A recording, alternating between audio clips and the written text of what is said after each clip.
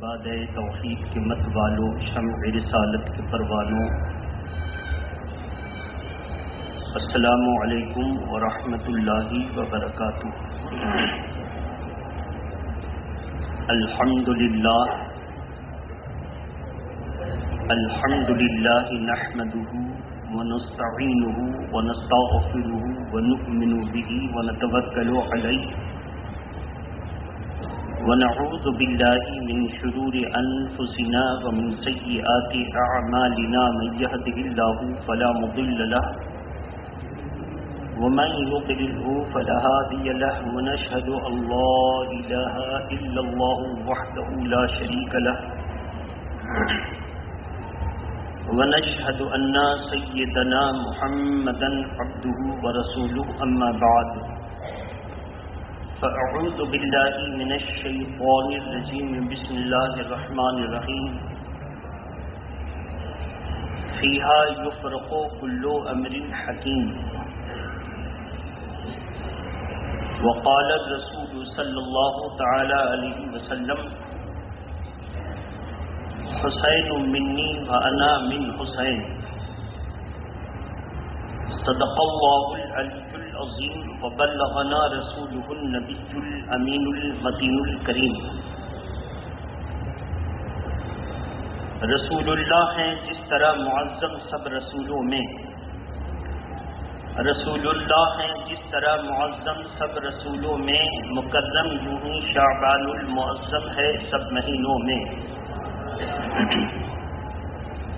اور شاہ است حسین بادشاہ است حسین، شاہ است حسین بادشاہ است حسین، دین است حسین دین پناہ است حسین، سرتاج نتا دست در دست یزید حقا کے بنا الہ الہ است حسین۔ عزیزان ملت اسلامیہ، آج ہماری اور آپ کی یہ خوش نصیبی ہے کہ 1442 ہجری کے اکثر جمعہ میں اسلامی روایات کے مطابق کوئی نہ کوئی مقدس تاریخ رہی ہے، لہذا آج جمعہ کا دن بھی ہے اور آج 5 شعبان المعظم 1442 ہجری بھی ہے۔ 5 شعبان المعظم کی تاریخ کا جب مطالعہ کریں گے تو آج ہی کے دن 4 ہجری میں حضرت سیدنا امام عالی مقام امام حسین دنیا میں تشریف لائے۔ 5 شعبان المعظم کو امام حسین پاک کی پیدائش کا دن ہے۔ اسی وجہ سے میں نے امام حسین کے تعلق سے بھی حدیث پاک، جس میں اللہ کے پیارے رسول صلی اللہ تعالی علیہ وسلم نے ارشاد فرمایا، حسین مجھ سے ہیں اور میں حسین سے ہوں، اس کو بھی میں نے پڑھا ہے، اور شب برات کے موقع پر جو آیت کریمہ موضوع سخن بنتی ہیں اسے بھی میں نے پڑھا ہے۔ ہم سب سے پہلے شب برات کے موقع کی فضیلت کو حاصل کرنے کے لیے امام حسین کی سیرت پر ہلکی سی اپنے الفاظ میں کوشش کریں گے، اس امید پر کہ اللہ تعالیٰ ان کے وسیلے سے پوری دنیا میں ہم سبوں کے ایمان، ہم سبوں کے اسلام، ہم سبوں کے قرآن، ساتھ میں جانو مکان منال کی بھی حفاظت فرمائے۔ محبت کے ساتھ درود شریف پڑھیں، اللہم صلی علی سیدنا شفینا حبیبنا مولانا محمد ماجد الجود والکرم وآلہ الکرام اجمعین۔ کون ہیں امام حسین؟ امام حسین 4 ہجری 5 شعبان المعظم کو پیدا ہوئے۔ امام حسین کی پیدائش سے پہلے حضور صلی اللہ علیہ وسلم کی چچی اور امام حسین کی دادی جان نے خواب میں دیکھا کہ حضور صلی اللہ علیہ وسلم کے جسم کا ایک حصہ جسم سے جدا ہوا، اور کہتی ہیں وہ میری گود میں آ کر ٹھہر گیا۔ میں پریشان ہوں، جیتے جاگتے اگر کوئی جسم کا ٹکڑا کٹتے ہوئے الگ ہوتے دیکھے تو پریشانی ہوگی۔ بے چین ہو کر حضور کی بارگاہ میں اپنے خواب کو سنانے کے لیے تشریف لائیں۔ اللہ کے پیارے نبی نے فرمایا بیان کرو۔ وہ کہتی ہیں کہ حضور جو منظر میں نے دیکھا ہے اس کو بیان کرنے سے ڈرتی ہوں، ہمت نہیں بنتی۔ حضور نے جب حوصلہ دیا تو عرض کرتی ہیں کہ یا رسول اللہ، میں نے دیکھا ہے کہ آپ کے جسم کا ایک حصہ جدا ہوا اور میری گود میں آ کے ٹھہر گیا۔ اللہ کے پیارے نبی نے مسکراتے ہوئے ان کی خواب کی تعبیر بنائی اور خواب کی تعبیر بتاتے ہوئے ارشاد فرمایا، چچی جان آپ کو مبارک ہو، میری بیٹی میری لخت جگر فاطمہ کے یہاں بیٹا پیدا ہوگا اور وہ سب سے پہلے آپ کی گود میں دیا جائے گا، یہی آپ کے خواب کی تعبیر ہے۔ اسی لیے حضور فرماتے ہیں حسین منی و انا من حسین، حسین مجھ سے ہیں اور میں حسین سے۔ مفتیان اکرام مفسرین اعظام اس میں توجہ دلاتے ہیں کہ بے شک حسین حضور سے ہیں، لیکن حضور حسین سے کیسے ہیں؟ یقیناً حضور امام حسین اپنے نانا صلی اللہ تعالی وسلم کی طرف سے ہیں، لیکن اللہ کے پیارے نبی فرماتے ہیں اور میں حسین سے ہوں، اس کا کیا معنی؟ اس کی تشریح یہ ہوگی کہ اللہ کے پیارے نبی کے فرمان کا مطلب ہے کہ جسمانی اعتبار سے حسین مجھ سے ہے، لیکن میرے دین کی بقا اور حفاظت کے اعتبار سے حسین سے میں ہوں، یعنی میری عظمت کا ٹنکا اگر بجتا رہے گا تو حسین کی وجہ سے، میرے قرآن کو ممبروں پر صحیح ڈھنگ سے پڑھا جاتا رہے گا تو حسین کی وجہ سے، میرے دین کی حفاظت ہوتی رہے گی تو حسین کی وجہ سے۔ حسین پہلا قدم بڑھا کر پوری دنیا کو بتلا دے گا کہ میں نانا کا نواسا، میں اپنے نبی سے ہوں اور نبی کا مذہب میری ذات سے ہے، یعنی اللہ کے پیارے نبی نے جو فرمایا حسین میرے جگر کا ٹکڑا ہے یہ بھی صحیح ہے اور حسین سے میں ہوں یہ بھی صحیح ہے، اس لیے کہ امام حسین ہی کی بنیاد پر حقہ کے بنائے لا الہ الا حسین، امام حسین نے جو شہادت عظمیٰ کا جام نوش فرمایا ہے، اسی کی وجہ سے آج اسلام کو لالی اور سخن کے ساتھ آپ دیکھ رہے ہیں۔ نہیں تو جس طرح یزید بادشاہ کی بنیاد پر پورے اسلام کا نظام درہم برہم کر کے ایک نئے نظام اور نئے اسلام کو جو پیش کیا تھا، اگر وہ روش چل جاتی تو آج اسلام اس خوبصورتی کے ساتھ ہمیں اور آپ کو نہ ملتا۔ اس نے کیا خرابی پیدا کی تھی؟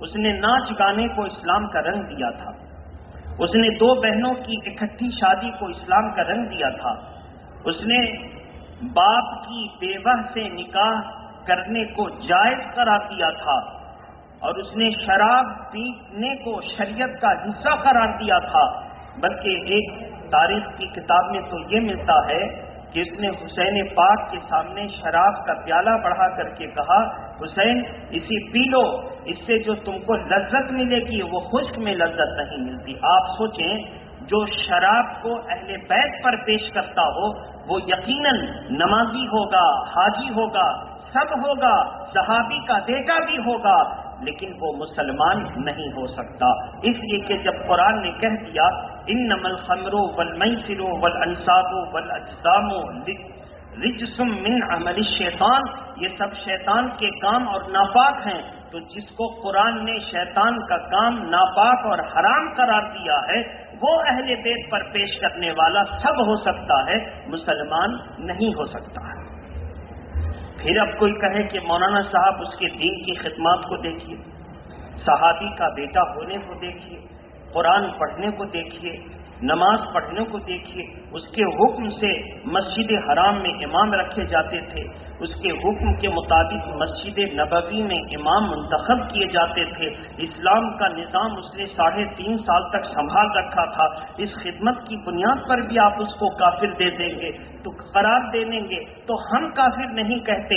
جو غلط کرتا ہے وہ خود کفر کر کے کسی مسلمان کے نکالنے سے نہیں نکلتا بلکہ وہ کفر کر کے خود ہی نکل جاتا ہے. کوئی مسلمان کیوں نکالے گا؟ ہاں، جو نکل گیا اس کو مسلمان بتا دیتے ہیں کہ اب یہ مسلمان نہ رہا، اب یہ مسلمان. اسی طرح آج کے اس سلگتے ہوئے دور میں ظالم حکومت کے شہ اور اشارے پر، اس کی طاقت کی بنیاد پر اسلام کے نام رکھنے والے چند لوگوں کو قرآن کے خلاف قرار دیا، اور اس ظالم نے سپریم کورٹ میں PIL داخل کر کے اس نے یہ اپیل کی ہے کہ قرآن مجید میں 26 آیات ہیں، اگر ان کو نکال دیا جائے تو ہندوستان میں امن و امان ہو سکتا ہے. یہ 26 آیت کا مسئلہ آج نیا نہیں ہے. جب یہ 2 کی تعداد میں تھے تب سے ان کا منصوبہ ہے، اور ہندوستان جیسے آزاد ہوا اسی وقت سے ان لوگوں نے اپنی داغ پہ ڈالی، اور کرناٹک اور ناگپور کو ہیڈ کوارٹر بنا کر اس جن سنگھی لیڈروں نے اسی دن سے طے کر دیا کہ انگریز تو گئے اور ہندوستان میں مسلمانوں کی حکومت انگریزوں نے چھینی، اب ہم مسلمانوں کو کبھی عزت کے ساتھ نہیں رہنے دیں گے. یہ ان کی پلاننگ کا ایک حصہ ہے جو کبھی کبھی یہ ظاہر ہو جاتا ہے. ایسی صورت میں ہمیں کیا کرنا چاہیے؟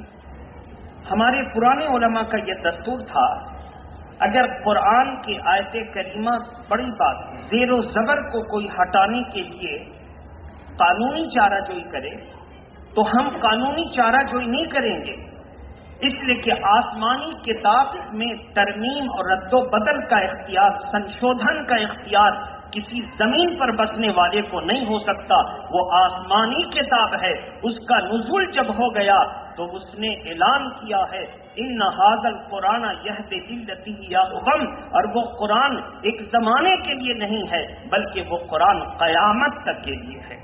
اب اس میں کسی قسم کی سنشودھن اور ترمیم نہیں ہو سکتی. اس میں چڑ کی بات یہ ہے اس ظالم کی طرف سے کہ اس نے دعویٰ جو کیا ہے کہ سیدنا عمر فاروق اعظم، سیدنا ابو بکر صدیق اور سیدنا عثمان غنی کے دور میں قرآن مجید کو ترتیب دیا گیا، اس لیے یہ قرآن کو ان لوگوں نے ترتیب دیا ہے، اس لیے اس میں کاٹ پیٹ کی ضرورت ہے. یہ قرآن من جانب اللہ نہیں ہے. یہ بھی اعتراض کوئی نیا نہیں ہے، یہ اعتراض پرانا ہے. اللہ کے پیارے نبی صلی اللہ علیہ وسلم کے دور سے یہ اعتراض ہے کہ آپ جو پڑھتے ہیں وہ من جانب اللہ نہیں ہے، آپ ذہین ہیں، اس لیے آپ سے جو زبان سے نکلتا ہے وہ جملہ بڑا صاف شفاف اور شستہ ہوتا ہے، اور آپ اس کو کہتے ہیں کہ یہ اللہ کا کلام. قرآن مجید نے اس اعتراض کو سنا اور فرمایا فَأْتُوا بِسُورَةٍ مِّن مِثْلِهِ إِن كُنتُمْ صَادِقِينَ، اگر تم کہتے ہو کہ یہ اللہ کا کلام نہیں ہے تو تم اس کلام کی طرح، جس طرح اس میں 114 سورتیں ہیں، تم بھی ایک سورتیں تیار کر لو، تم بھی ایک سورت تیار کر لو اور اس تیار کر کے سورہ کو سنا دو. ان لوگوں نے تیار کرنے کی سر دھڑ کی کوشش کی تو قرآن مجید نے کہا تم تو کیا، تم سارے جناتوں کو مدد کے لیے بلا لو، سارے کافر انسانوں کو مدد کے لیے بلا لو، بلکہ سب کو مدد کے لیے بلا لو اور سب مل کر کے کوشش کرو، تو تم ایک آیت تو دور کی بات، ایک سورہ تو دور کی بات، ایک آیت قرآن کی آیت کی طرح نہیں تیار کر سکتے. اس نے یہ چیلنج دیا تھا. اگر تمہارا دعویٰ ہے کہ یہ آدمی کا بنایا ہوا کلام ہے تو تم بھی تیار کر لو. یہ دعویٰ آج تک ہوتا رہا ہے کہ یہ محمد صلی اللہ علیہ وسلم پر اترا ہوا قرآن نہیں، اور یہ 26 آیتیں اتری ہوئی نہیں ہیں، یہ صحابہ میں ابو بکر، عمر، عثمان غنی رضوان اللہ تعالی علیہم اجمعین کا بنایا ہوا قرآن ہے. یہ کہہ کر کے انہوں نے کوئی نئی بات نہیں کہی بلکہ پرانے مشرکین کے سوال کو اٹھایا اور رہتی دنیا تک شیطان اسی بکھیڑے کو اٹھاتا رہے گا، اور قرآن نے جو اس کا جواب دیا مسلمان اسی جواب کو دہراتا رہے گا، اسی جواب کو دہراتا رہے گا۔ اب ان کا سارا زور ہے سورہ توبہ پر۔ سورہ توبہ میں ہے کہ مشرکین کو جہاں دیکھو اس کو قتل کر دو۔ کیا صورتحال تھی وہ سنیے۔ پہلے ہم اس کے شان نزول کی طرف پڑھتے ہیں، پھر 1 منٹ میں ساری آیت کریمہ 26 کا مفہوم سمجھ میں آ جائے گا۔ مسئلہ یہ تھا کہ مشرکین مکہ حضور کے صحابہ پر اتنا ظلم کیا تو حضور نے جب تک ہجرت نہیں فرمائی تھی اس ظلم کا جواب دینے کا حکم نہیں تھا۔ ظلم کا جواب دینے، اللہ کے پیارے نبی کے صحابہ ظلم و چنگیزیت کا شکار ہوتے رہے، اور حضور نے تسلی دی کہ اف تک نہ کرو۔ آپ نے سنا ہے حضرت بلال اور دوسرے غریب صحابی پر گرمی کے دن میں لٹا دیا جاتا، پتھر کی سلے سینے پر رکھ دی جاتی اور گردن میں رسیاں باندھ دی جاتی، اور اوباش لڑکوں کے ہاتھ میں رسی دے دی جاتی اور وہ ریت پر ان کو گھسیٹتے رہتے۔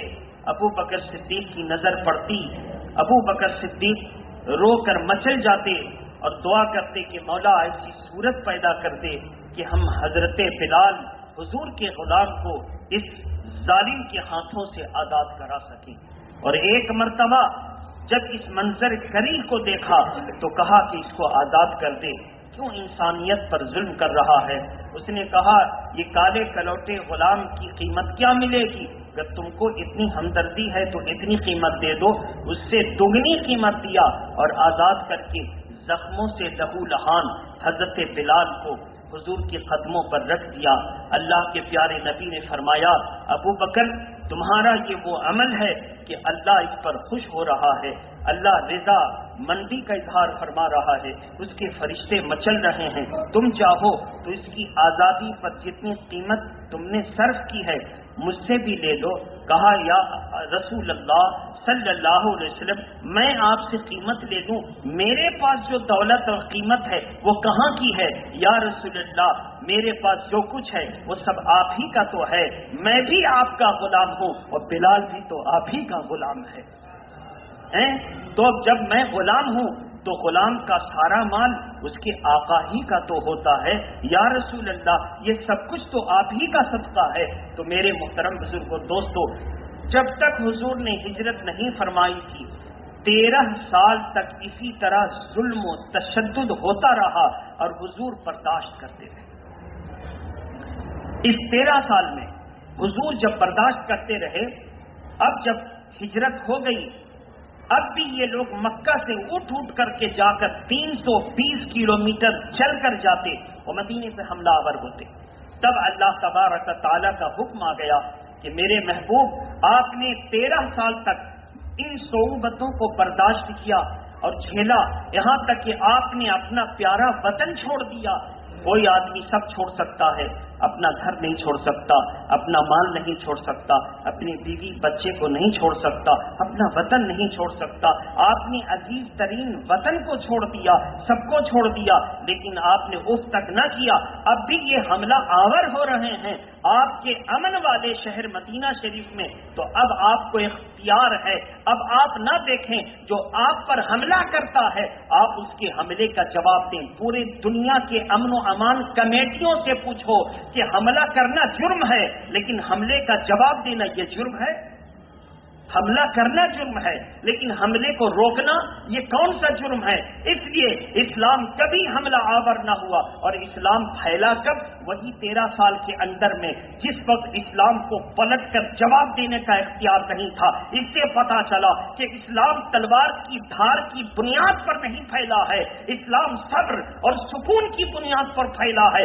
اگر تلوار کی دھار کی بنیاد پر پھیلتا تو کافروں کے ہاتھ میں تلوار تھی اور مسلمانوں کا جسم لہو لہان ہو رہا تھا اور اسلام پھیل رہا تھا۔ اس لیے پھیل رہا تھا یہ انسان اتنی صعوبتوں کو برداشت کر رہا ہے اپنے اسلام کی حفاظت کے لیے۔ اس سے پتا چلتا ہے جو جسمانی اذیت و تکلیف کو برداشت کر رہا ہے زمین کے لیے نہیں، ریال کے لیے نہیں، درہم و دنانیر کے لیے نہیں، دنیا کے جاہ و حشمت کے لیے نہیں، باغ و باغیچہ کے لیے نہیں، اپنے مذہب کی حفاظت کے لیے۔ بے شک یہ قوت برداشت اس بات کی دلیل ہے کہ کوئی سپورٹ اس کے ساتھ ہے، جو سپورٹ ہے وہی اللہ کی حمایت ہے۔ اس کا مطلب یہ ہوا کہ یہ برداشت کرنے والے کا مذہب سچا ہے، جو اس سچائی کو سمجھ گیا وہ اسلام قبول کر گیا۔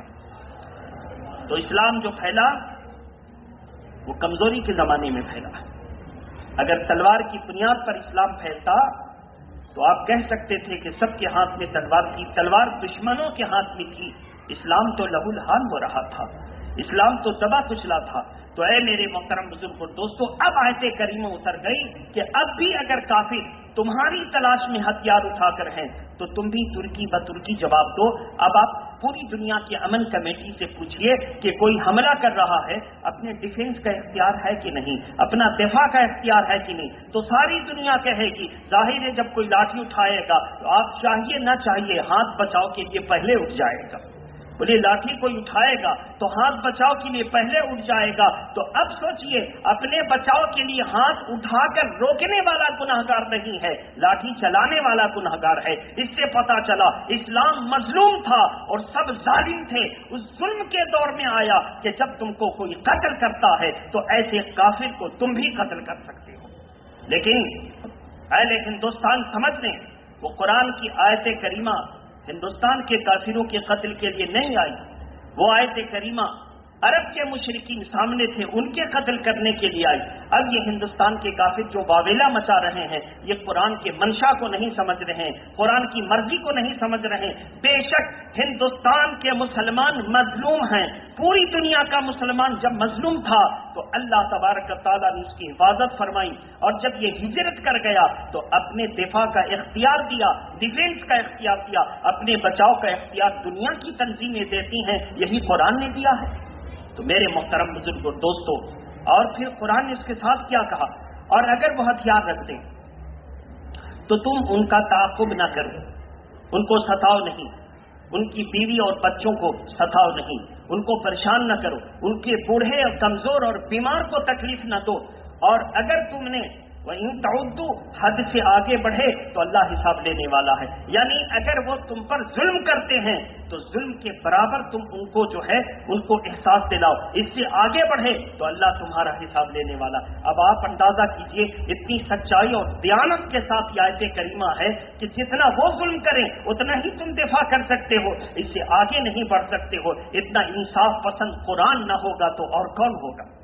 تو اس لیے میرے محترم، ایک وہ دور تھا کہ امام حسین نے قرآن کی حفاظت فرمائی، آج بھی وہ دور ہے کہ حسینی اٹھیں اور قرآن کی حفاظت کے لیے سرگرمی کے ساتھ حصہ لیں، اور قرآن کی حفاظت کے لیے جو ہو سکتا ہے وہ کریں۔ میرے محترم بزرگ اور دوستو، بہرحال شعبان المعظم کا مہینہ ہے، 28ویں اور 29ویں مارچ کی شب میں شب برات ہے۔ کب ہے؟ 28ویں اور 29 مارچ کی درمیانی شب میں جو رات ہے وہ ہے شب برات۔ 29ویں مارچ کا جو روزہ ہے وہ 15ویں شعبان کا روزہ ہے۔ اب 28 مارچ کی آپ کو تیاری کرنی ہے، اور اس کے ساتھ ہی ابھی ہم کو کسی نے بتایا 28 مارچ کو ہولی بھی ہے، 29 کو 28 کی رات میں ہے تو اس رات ہی سے تو شروع ہوگی۔ ایسی صورت میں بہت احتیاط کی ضرورت ہے۔ جب ان کے ہولی کی تیاری یعنی جلانے کی تیاری ہوگی، آپ اس رات کو قبرستان جانے کی تیاری میں رہیں گے، تو سب سے زیادہ تو رات ہی کو آپ کو احتیاط کرنا ہے۔ 29 کو تو آپ اپنے گھروں میں جا کے آرام کر سکتے ہیں، چھٹی، قرآن کی تلاوت گھر میں کریں گے، روزہ گھر میں رکھیں گے، سارے محلے میں اپنے ہی افطار کا انتظام کر لیں گے۔ سب سے بڑا مسئلہ وہی رات کا ہے۔ ان کے ہاں آگ جلانے کی تیاری ہو رہی ہوگی اور آپ زیارت قبور کی تیاری کر رہے ہیں، بچنا اسی تاریخ کو ہے۔ کیسے بچیں گے؟ عشاء کی نماز پڑھ کے آپ اپنے گھروں کو جائیں، ضرورت کے تحت سب تناول وغیرہ فرما کے آپ مسجدوں میں آ جائیں، اپنے عورتیں اپنے اپنے گھروں میں رہیں، باہر میں جتنی سرگرمی ہے باہر کی سرگرمیوں کو کم کر دیں، اگر مسلم محلہ ہے تو کوئی حرج نہیں ہے، لیکن اگر غیر مسلم کا محلہ ہے تو آپ کو اور زیادہ بچنے کی ضرورت ہے۔ گورنمنٹ حفاظت کے لیے پولیس رکھے گی، سب رکھے گی، لیکن ہم کو اپنی طرف سے احتیاط کرنی ضروری۔ یہ نہیں کہ ہم ڈر گئے ہیں اس لیے احتیاط کا یہ طریقہ بتا رہے ہیں۔ ہم جس ماحول میں ہم گزر رہے ہیں اور جو ہمارے ساتھ حالات ہیں، ایسی صورت میں ہمیں اپنی طاقت، اپنا گھر، اپنا مکان، اپنی دکانوں، اپنے بھائیوں بہنوں مسلمانوں کی جان مال کی حفاظت کے لیے اگر کچھ تدبیر اختیار کر کے صبر ہی کر لیا جائے تو کیا حرج ہے؟ کیا حرج ہے؟ خاص طور پر ان لڑکوں پر آپ کو دھیان دینا ہے، کمیٹی، انجمن اور کلب کو دھیان دینا ہے جو لڑکے مسلمانوں میں اوباش ٹائپ کے ہیں، وہ کسی کی مانتے نہیں، وہ شب برات کے موقع پر گاڑیاں لے لیتے ہیں، ان کی گاڑیاں روڈ پر فراٹے بھرتے ہوئے گزرتی ہیں، وہ اپنے سر پہ ٹوپی رکھتے ہیں، دکھاتے ہیں ہم جگہ جگہ قبرستان جا کر زیارت کے لیے جا رہے ہیں۔ ہر ذمہ دار کی ذمہ داری ہے ایسے اوباش لڑکوں کی وجہ سے پورا سماج پریشان ہو، تو کیوں نہیں ہم ایسے اوباش لڑکوں پر نظر رکھیں، ضرورت پڑی تو سب سے پہلے پولیس میں اطلاع دے کے اسی کو آپ کہیں کہ اس کو لگام میں دے دو، اس ایک لڑکے کو اگر تم لگام دے دو گے تو ہزاروں مسلمان امن و امان میں رہے گا۔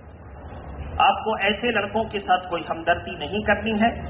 اگر وہ بات نہیں مانتا ہے، جیسے گزشتہ سالوں میں ماجر گوالا پاڑا میں جا کے کسی ظالم لڑکے نے ٹیوب لائٹ توڑ دیا اور اس کا معاملہ بہت زیادہ ہوا، خیر بہت ساری باتیں آئی، بہت سارے لوگ اس پر بیٹھ کے صلح صفائی کی، ہم لوگ بھی جو ہو سکتا تھا خبر بھیجوائی کہ کچھ لوگوں کی نادانی ہے، تو انہوں نے کہا کہ جو ہے وہ کیمرہ میں آ چکا ہے اور ہم ایسے کریں گے ویسے کریں گے، کہا جس کی غلطی ہے سزا اسی کو ملنی چاہیے اور اگر ہو سکے تو کچھ نرمی کر دیجیے، ہم لوگ بڑے تو یہی آپ سے کہیں گے۔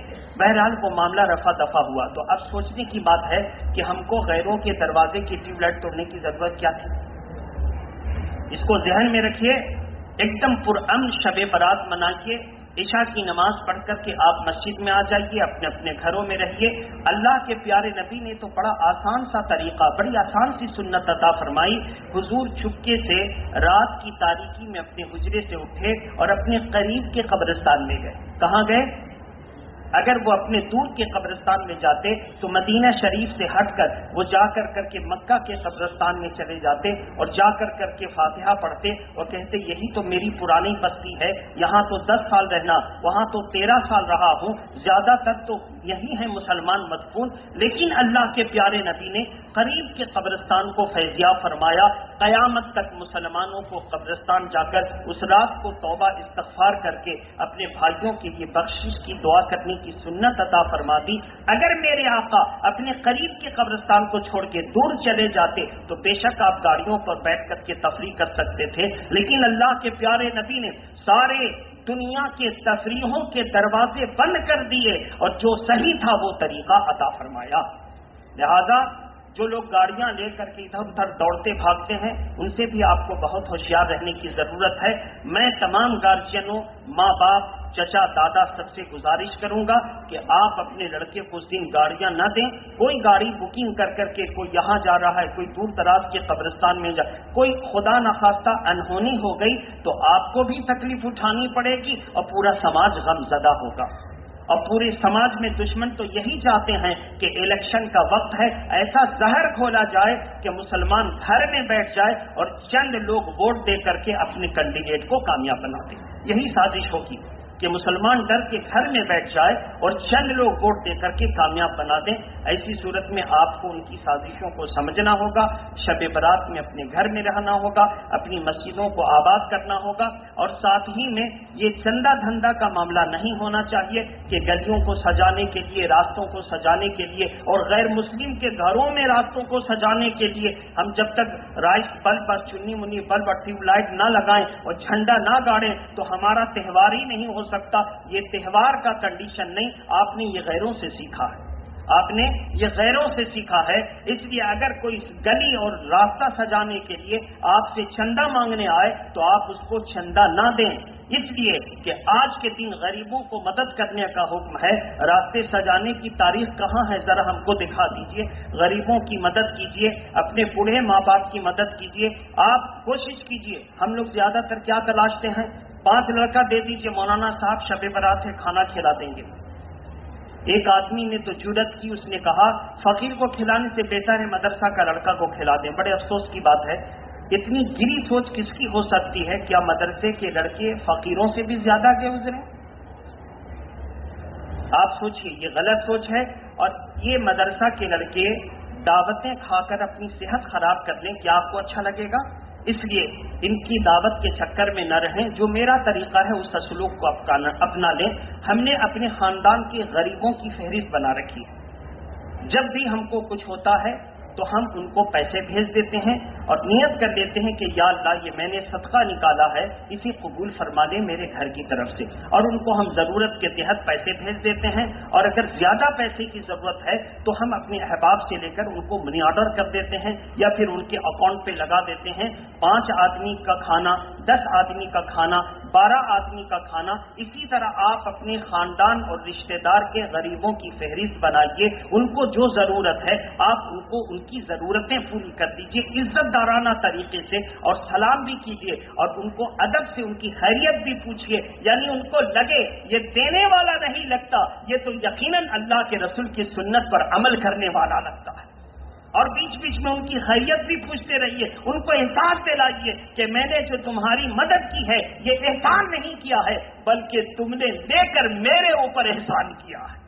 تم نے لے کر میرے اوپر احسان کیا ہے. اب آپ شب برات میں کسی فقیر کو نہیں تلاشیں گے، کسی کھانا والے کو نہیں تلاشیں گے. کوئی آپ کے گھر کا کھانا کھا لے. آپ اپنے خاندان کی فہرست بنائیے. کوئی نہ کوئی ضرورت مند ہوگا، آپ اس کی ضرورتیں پوری کر دیجئے. ٹوٹے دل کے قریب اللہ ہوتا ہے. جو ٹوٹے دل کی مدد کرتا ہے اللہ اس کی مدد کرتا ہے. لیکن آپ غریبوں کو اگر تلاشیں گے، یہ تلاش آپ کی بیکار ہوگی. چونکہ آج کل کے غریب وہ بیچارے کتنی جگہ کھانا کھائیں گے. وہ تو کہیں گے بھیا 5 جگہ دعوت ہے آپ کے یہاں تو نہیں آ سکیں گے. اچھا آ جائیں گے. وہ آئیں گے، آ کر کے تھوڑا سا کھانا جٹائیں گے اور پھر چلے جائیں گے. ان کو بھی تکلیف کہ کہاں کہاں کھا کے پیٹ خراب کریں، اور آپ کو بھی شکایت کہ آیا تھا لیکن کھایا نہیں. یہ کتنی غلط سوچ ہے. اس لیے آپ اپنے خاندان، اپنے رشتہ دار، اپنے پاس پڑوس، محلہ کی فہرست تیار کریں اور اس لسٹ میں ان لوگوں کا نام رکھیں، فون نمبر رکھیں. جب ضرورت ہو ان سے رابطہ کریں اور ان کی مدد کریں. آپ کمزور ٹوٹے دل کی مدد کریں گے تو اللہ کی رحمت کو قریب پائیں گے. یہ میرا پیغام ہے آپ کے سامنے، اس پر عمل کرنا ہے. اب کوئی ہم سے نہ کہے کہ مدرسہ کے لڑکوں کو بھیج دیجئے، کھانا کھلا دیں گے اور قرآن خوانی پڑھوا دیں گے. خود آپ قرآن پڑھیے. یہ مدرسہ کے لڑکے مدرسہ میں پڑھنے کے لیے آئے ہیں، آپ کی قرآن خوانی کے لیے. زور سے بولیے. مان کے چلیے یہ ہے روزہ دین صاحب، ان کا لڑکا میرے یہاں پڑھ رہا ہے اور ہم اس لڑکے کو دن بھر میں 5 جگہ قرآن خوانی میں بھیجیں گے. ان کو اچھا لگے گا؟ زور سے بولیے، زور سے بولیے. جب آپ کو اپنا لڑکا ہم بھیجیں تو اچھا نہ لگے تو آپ دوسرے کے لڑکے کا مذاق ہی نہ اڑا رہے ہیں.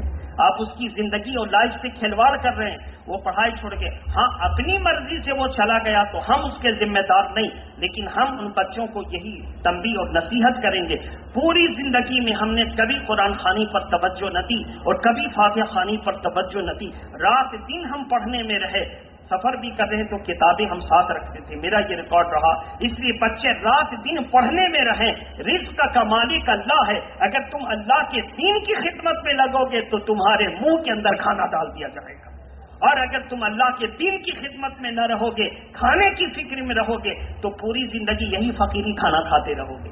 پوری زندگی یہی فقیری کھانا کھاتے رہو گے. اور ان فقیری کھانے کو توجہ نہ دو، تم اللہ کے دین کی تعلیم حاصل کرو تو انشاءاللہ اللہ عزت والا بادشاہ ہے. وہ جس بندے کو چاہتا ہے عزت عطا فرما دیتا ہے.